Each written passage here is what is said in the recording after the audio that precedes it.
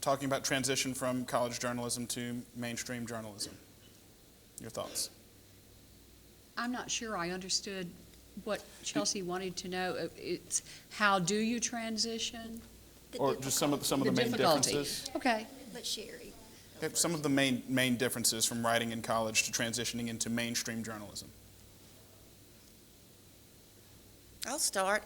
I did work on the student newspaper, and I found that that really was a good basis, but your college schedule or your college atmosphere is a lot looser than you're actually going to experience in a newsroom, because you're expected, even though you're fresh out of college, to walk in and know exactly how to write that story.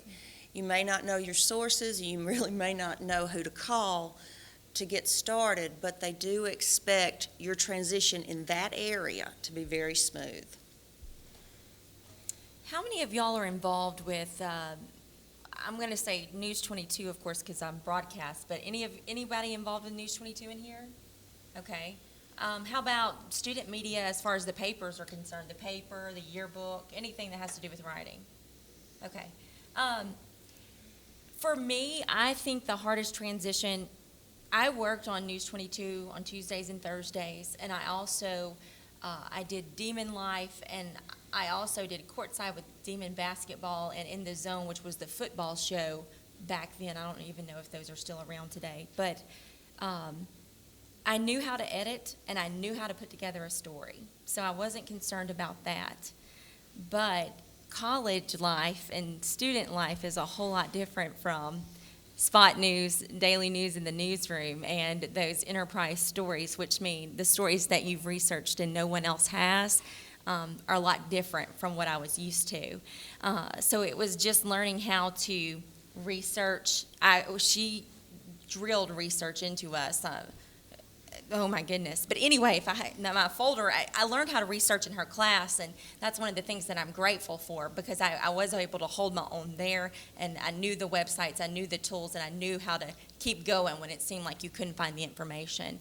But stacking a news show, the producing part of it, was a bit of a transition for me, because I literally got thrown into the fire. And like she said, they expect you to walk in and do it perfectly.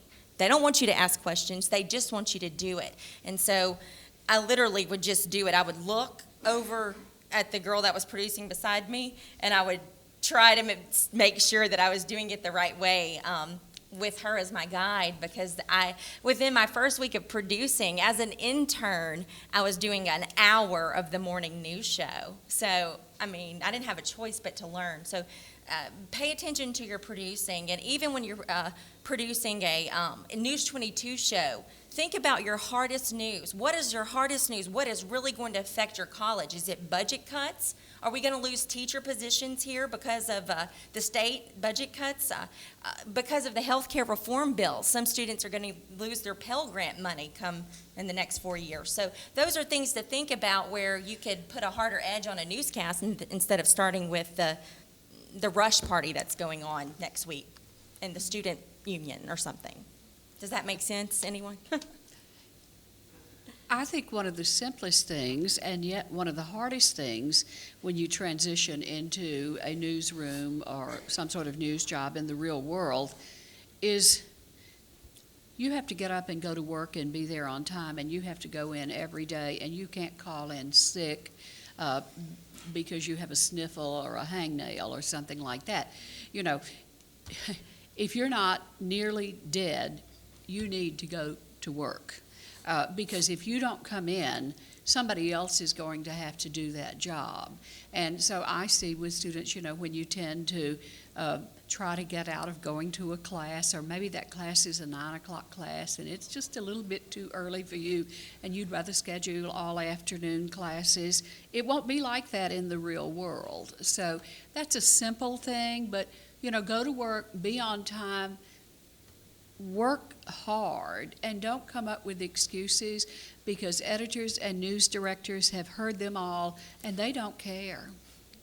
See, this is why you all are going to miss us when you leave college. You think you can't wait to get out of here, and then you get out there working, and you think, oh, gee, I really do miss that NSU. I wish I were back there.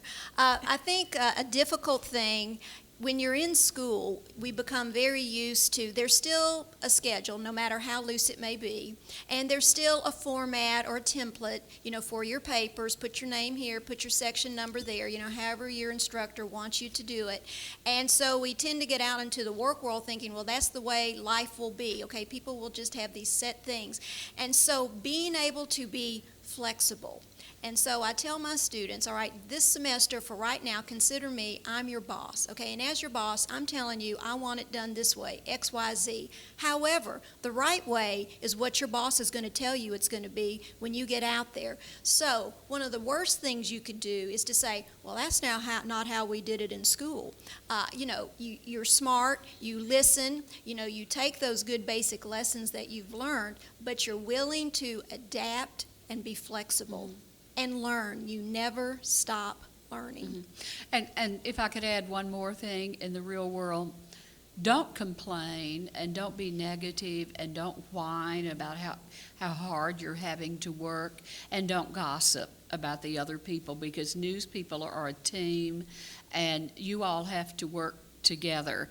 And nothing turns me off more than a student who's always whining about the amount of work that he or she has to do, or complaining or being negative. And I will tell you that in the real world, you won't advance. You have got to have a positive attitude and an enthusiastic attitude, and never whine.